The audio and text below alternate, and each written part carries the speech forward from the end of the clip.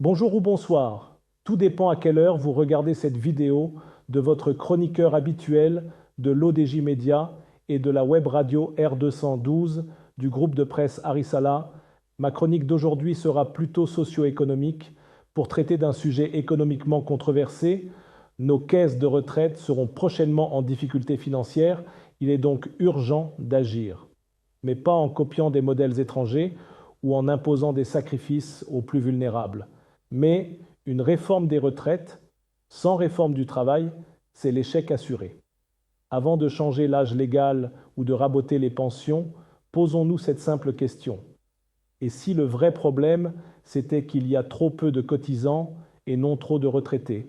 Parler des retraites au Maroc, c'est comme ouvrir une boîte de Pandore.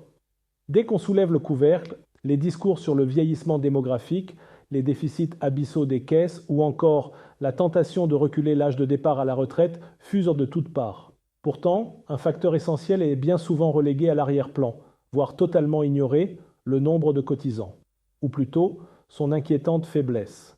Et si, au lieu de penser réforme paramétrique ou âge pivot, on se posait une question simple: pourquoi y a-t-il si peu de Marocains qui cotisent à un régime de retraite? Dans un système de retraite par répartition comme celui du Maroc, les actifs paient pour les retraités, un deal générationnel fondé sur la solidarité. Mais ce système repose sur une condition essentielle: avoir beaucoup plus de cotisants que de retraités. Or, aujourd'hui, le Maroc glisse dangereusement vers une situation inverse. Prenons la CNSS, Caisse nationale de sécurité sociale. Fin 2023, elle comptait environ 3,5 millions de cotisants pour plus de 700 000 pensionnés. Le ratio est donc autour de 5 cotisants pour un retraité, un chiffre qui semble encore acceptable, mais qui s'érode rapidement, car ce chiffre masque un non-dit. Une large partie de la population en âge de travailler n'est pas affiliée du tout à un régime de retraite. Pourquoi? Parce que le véritable cancer du système, c'est l'exclusion. Exclusion du marché formel du travail. Exclusion de la couverture sociale, exclusion de l'emploi tout court. Selon le Haut Commissariat au Plan, près de 70% des actifs marocains travaillent dans l'informel. Une économie parallèle, sans bulletin de salaire, sans contrat, sans fichage social, et donc sans cotisation retraite. Un vendeur ambulant, un artisan non déclaré, une femme de ménage sans statut légal, un agriculteur de subsistance, tous ces travailleurs génèrent de la richesse, mais ne versent aucun dirham à la CNSS ou à la CMR. Cette informalité massive a un double effet dévastateur. Elle prive les caisses de ressources immédiates, moins de cotisations. Elle crée une bombe sociale à retardement, car ces travailleurs, aujourd'hui dans l'ombre, seront demain dans le besoin. Et alors, qui paiera leur vieillesse? Le contribuable? Le système déjà exsangue? Ou personne? Le chômage des jeunes est un autre facteur lourd. Selon les dernières données du HCP, plus de 30% des jeunes entre 15 et 24 ans sont au chômage. Et parmi ceux qui travaillent, une majorité sont dans l'informel ou dans des formes d'emploi précaires. C'est un cercle vicieux. Pas de travail, donc pas de salaire, donc pas de cotisation, donc pas de retraite. Une génération entière n'alimente pas le système et risque d'y entrer tardivement ou jamais. Le Maroc forme des ingénieurs, des techniciens, des diplômés, qui, faute d'opportunités, nourrissent la fuite des cerveaux ou végètent dans la débrouille. Pendant ce temps, les caisses se vident. Autre angle mort, le taux d'activité des femmes. Au Maroc, il est inférieur à 21%, l'un des plus bas du monde. Cela signifie que plus de 3 femmes sur 4 en âge de travailler sont inactives, souvent cantonnées aux tâches domestiques non rémunérées. Cette réalité n'est pas anodine. Moins de femmes au travail, c'est moins de cotisations. Et pourtant, les femmes vivent plus longtemps et auront donc besoin de pensions plus longues à verser.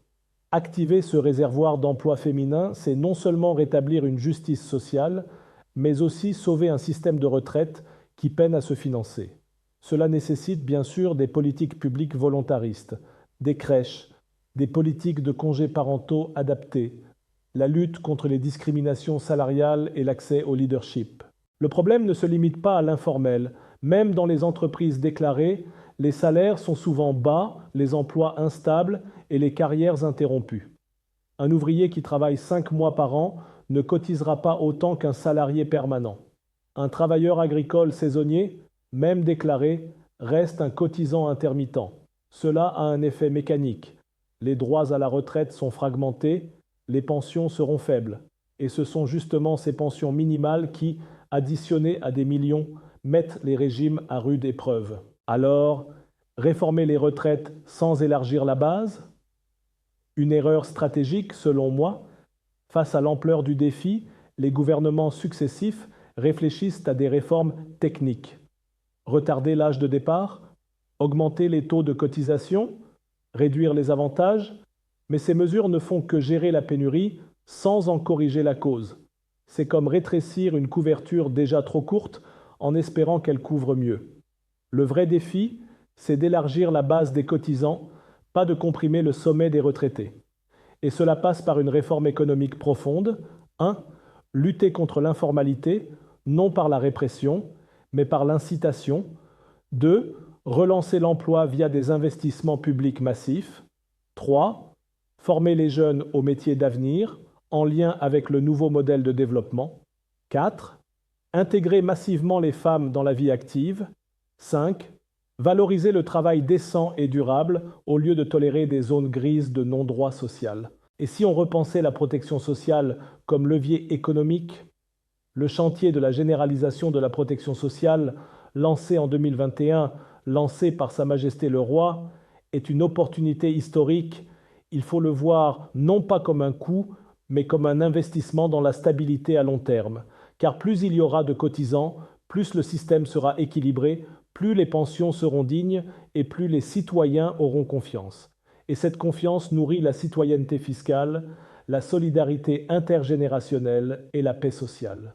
Oui, le Maroc au pied du mur pour ce gouvernement et pour le prochain, les projections sont alarmantes. Si rien ne change, certaines caisses de retraite seront en déficit structurel dès 2028. À l'horizon 2040, la population active stagnera pendant que les plus de 60 ans exploseront. Il est donc urgent d'agir. Mais pas en copiant des modèles étrangers ou en imposant des sacrifices aux plus vulnérables. Le Maroc doit inventer sa propre voie. Une réforme qui inclut au lieu d'exclure, qui valorise le travail au lieu de le pénaliser, qui crée des cotisants au lieu d'user ceux qui existent déjà. Mais une réforme des retraites, sans réforme du travail, c'est l'échec assuré. Avant de changer l'âge légal ou de raboter les pensions, posons-nous cette simple question. Et si le vrai problème, c'était qu'il y a trop peu de cotisants et non trop de retraités? C'était votre chroniqueur habituel de l'ODJ Média et de la web radio R212 qui, pour conclure cette chronique, reste convaincu qu'une réforme des retraites sans réforme du marché du travail, c'est l'échec assuré. Je vous invite à cette réflexion. Et si le vrai problème, c'était qu'il y a trop peu de cotisants et non trop de retraités? Et à demain, si vous le voulez bien, pour une chronique que j'espère moins alarmiste.